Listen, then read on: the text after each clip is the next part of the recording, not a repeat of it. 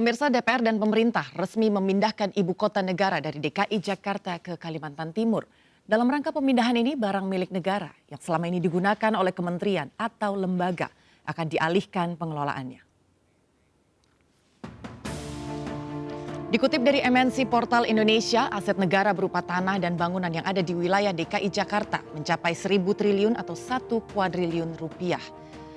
Aset ini nantinya akan dimanfaatkan Kementerian Keuangan untuk mendanai pembangunan ibu kota negara baru di Kalimantan Timur. Aset-aset tersebut nantinya tidak harus dijual, namun bisa disewakan. Dananya akan digunakan untuk membangun IKN. Pemprov DKI sendiri akan berkoordinasi dengan pemerintah pusat dan DPR terkait pemindahan aset. Aset itu aset negara di Jakarta.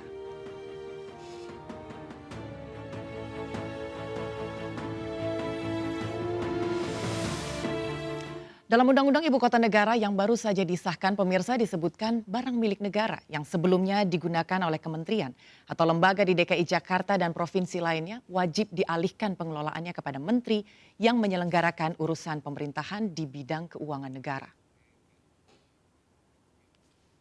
Hal ini tercantum dalam pasal 27 dan 28 RUU IKN.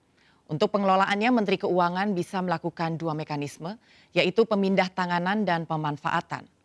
Selanjutnya, semua aset yang ada di IKN seperti tanah dan gedung yang saat ini dalam proses pembangunan akan masuk sebagai barang milik negara dan bisa digunakan oleh otorita IKN. Kemudian dalam rangka pemanfaatan juga dilakukan dengan sistem yang sama, yaitu diberikan kepada badan usaha yang dimiliki oleh negara dan juga tender.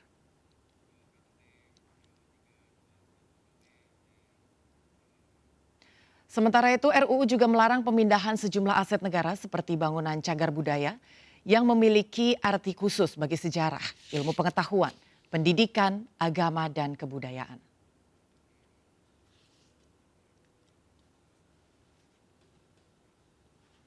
Nusantara resmi dipilih menjadi nama ibu kota baru. Pemirsa, pembangunan di wilayah di Penajam Pasar Utara di Kalimantan Timur ini pun terus berlanjut. Dalam Undang-Undang IKN disebutkan pemerintah akan memindahkan aset negara termasuk di DKI untuk pembiayaan IKN. Dan untuk membahas skema pemindahan aset tersebut kita telah terhubung dengan Bapak Andrinov Caniago, Menteri PPN dan Kepala Bappenas 2014-2015. Selamat sore Pak Andrinov. Selamat sore Mbak Anggi. Terima kasih sudah meluangkan waktunya Pak. Bagaimana kabarnya, sehat? Alhamdulillah sehat. Dan ini RUU Assalamualaikum Assalamualaikum. Bang Eki. Ya, Pak. Waalaikumsalam warahmatullahi wabarakatuh. Udah lama ya ketemu. Lama. Ya, Pak Andrinov, ini RUU IKN resmi disahkan menjadi undang-undang dan Anda sebagai salah satu pencetus pemindahan ibu kota. Apakah isi undang-undang ini sudah sesuai nih Pak dengan yang dicita-citakan? Ya, terus terang saya belum baca detailnya, baru potongan-potongan lewat berita ya. Sejauh yang muncul ya menurut saya sih sudah sesuai ya untuk sebagai payung hukum untuk diturunkan di aturan-aturan yang lebih rendah di bawah itu ya. Itu kalau dari segi substansinya ya. Jadi tinggal ya bagaimana di aturan di bawahnya yaitu PP dan seterusnya tentu harus mengalir konsisten dan sinkron nantinya. Ya. Dan Pak Andrinov, ini masih banyak yang pro dan kontra terkait pemindahan ibu kota Jakarta ke Kalimantan Timur, baik itu dari seberapa penting dan bagaimana fasilitas penunjang yang akan diterima oleh ASN. Ini bagaimana pemerintah bisa menjawab hal ini Pak? Ya, kalau untuk mewujudkan, merealisasikan kota baru itu sendiri tentu harus direncanakan sampai detail ya.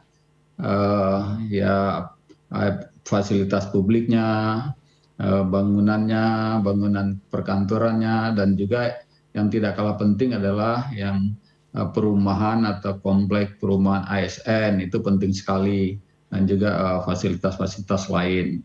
Ya, itu tentu harus direncanakan dengan matang, dengan detail itu. Ya, dan ini undang-undang baru saja diketok Pak Andrinov. Namun informasinya juga target sebelum 2024 kantor presiden dan beberapa kantor kementerian diharapkan sudah bisa beroperasi. Kira-kira ini kekejar nggak Pak Andrinov? Ya, target itu kan tentu harus realistis sesuai dengan sumber daya ya. Tapi kalau target itu hanya untuk membangun 3 gedung utama, kemudian fasilitas-fasilitas yang pokok ya, satu ruas jalan dari Balikpapan atau dari pintu tol Balikpapan Samarinda, kalau itu masih realistis menurut saya untuk diwujudkan dalam tempo 3 tahun. Ya, dan kemudian juga soal pembangunan.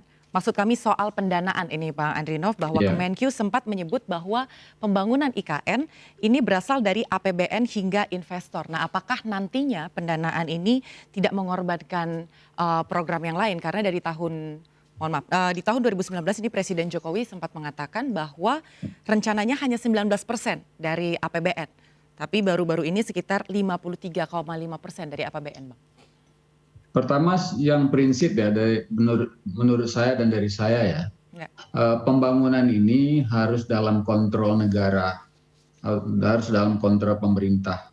Oke. Dalam kontrol pemerintah atau negara itu artinya anggaran ya harus anggaran yang dominan dari negara mestinya ya. Apalagi kalau untuk fasilitas-fasilitas utama itu harus 100% ya.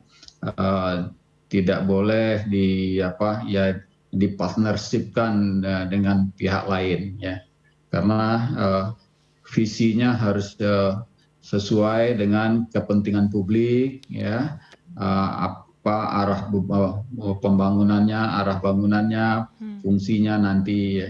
Itu prinsip menurut saya. Jadi ya, kalau pernah ada wacana atau rencana mau kerjasamakan dengan investor atau swasta, saya pikir itu harus selektif dalam meletakkan, dalam membangun lokasinya.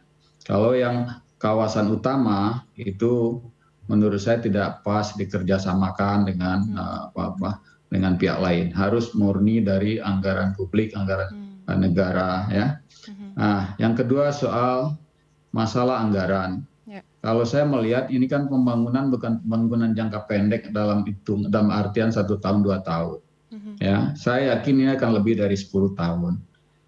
Jadi anggaran total yang disebut itu adalah anggaran untuk sampai selesai tentunya. Bisa jadi 15 tahun. Maka anggaran per tahunnya itu sebetulnya ya tidak sebesar yang mungkin diisukan ya. Dan dari mana sumbernya ya, misalnya kalau dalam 1 tahun itu dibutuhkan untuk pembangunan fasilitas utama yang harus dibiayai oleh negara itu sekitar 30 triliun, 40 triliun.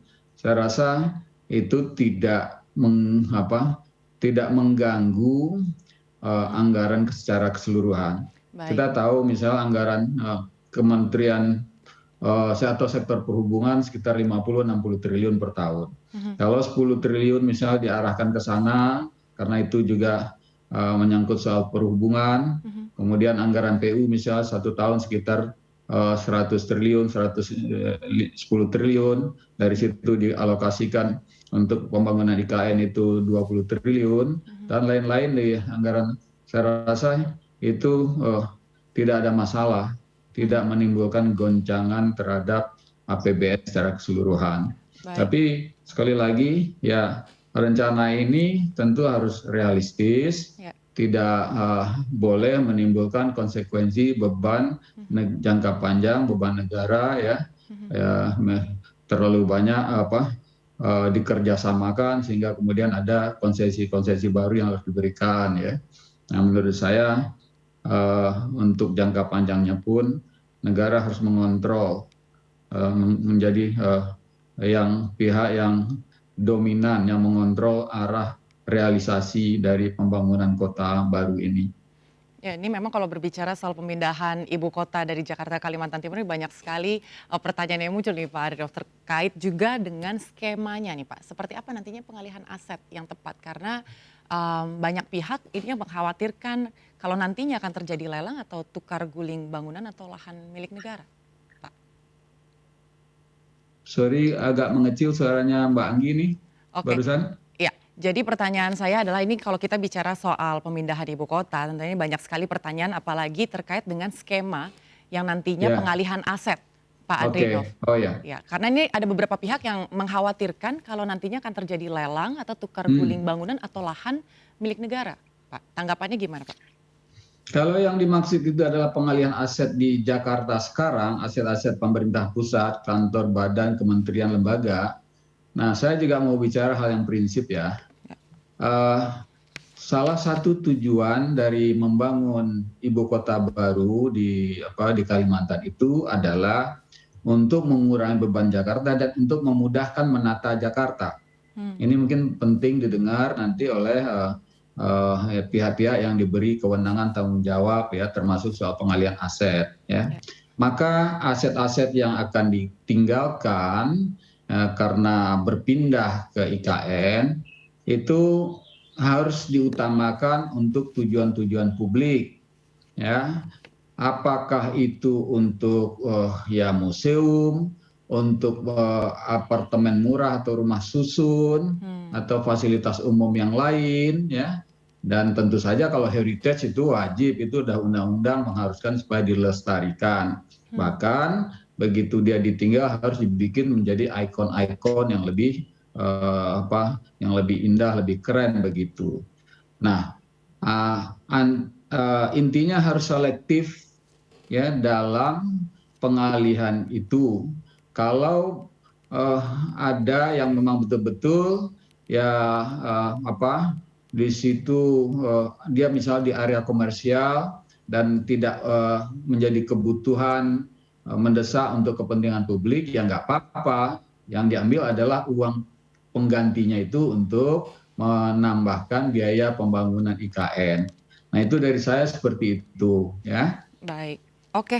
Terima kasih sekali Bapak Andri Nov Caniago. Semoga ini proses pemindahan ibu kota dari Jakarta Kalimantan Timur bisa berjalan dengan baik dan Insya dapat Allah berkat dukungan teman-teman PKS nanti. ya, dan juga dapat berfungsi secara maksimal. Baik, terima kasih. Berkat doa dan dukungan teman-teman. Baik, terima kasih Pak Andri Nov Pak Egy, Caniago. sampai ketemu Pak Egy. Sampai ketemu lagi. Salam sehat Pak. Baik pemirsa, kami akan segera kembali usai jeda. Tetap bersama kami.